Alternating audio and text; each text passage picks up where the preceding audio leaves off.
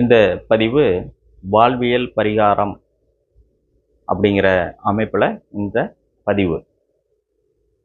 காய்கறிகளிலே நம்ம நிறையா பார்த்துருக்கோம். வெண்டைக்காய், சுரக்காய், கத்திரிக்காய், பீக்கங்காய், நிறையா வகை காய்கறிகள்லாம் இருக்குது. ஆனால் எந்த காய்கறிலையுமே ஒரு பெயர் ஒரு மனிதனுடைய அமைப்பில் இருக்கக்கூடிய பெயராக இருப்பதில்லை.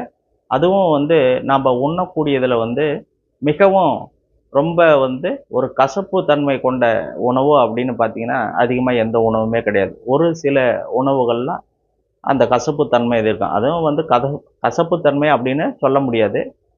கொஞ்சம் தோற்பு தன்மை ஒரு சிலர் இருக்கலாம். ரொம்ப கசப்பு தன்மை கொண்ட உணவு அப்படின்னு மேக்சிமம் எந்த உணவும் இல்லை. ஆனால் ஒரே ஒரு உணவு மட்டும் மிகவும் ஒரு கசப்பு தன்மை கொண்டதை நம்ம உணவாக எடுத்துக்கிறோம்.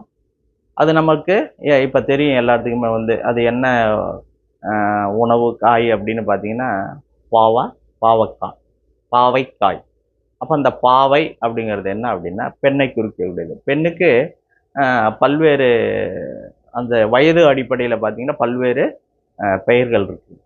அந்த அடிப்படையில் பாவை அப்படிங்கிற அமைப்பு என்ன அப்படின்னா ஒரு பெண், அதாவது வயதுக்கு வந்த ஒரு பெண்ணை தான் நம்ம பாவை அப்படிங்கிறோம். குழந்தை பிறந்துட்டா அதுக்கு வேறு பேர், அது பேரிளம், அந்த மாதிரி இளம்பெண், பேரிளம் அப்படின்ற மாதிரி பல்வேறு பெயர்கள்லாம் இருக்குது.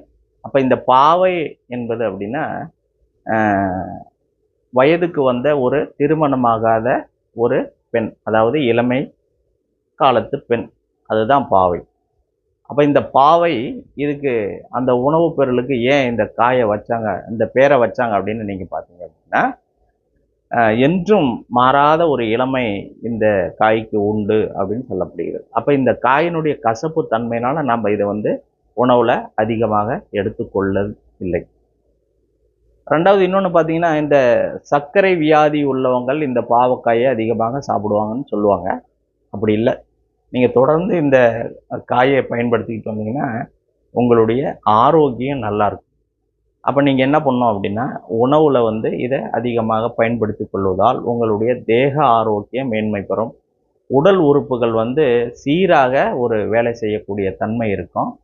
உங்களுடைய உள் உறுப்புகள் இயல்பு தன்மையில் பரபரப்பாக இல்லாமல் நார்மலான ஒரு வேலை வாய்ப்பை செய்யக்கூடிய இருக்கும். அப்போ உங்களுடைய உடல் உறுப்புகளுக்கு ஒரு ஆரோக்கியமாக செயல்படக்கூடிய ஒரு அமைப்பு இருக்கும். எனவே நீங்கள் பாவக்காயை அதிகமாக யூஸ் பண்ணலாம். உங்களுடைய நரம்பு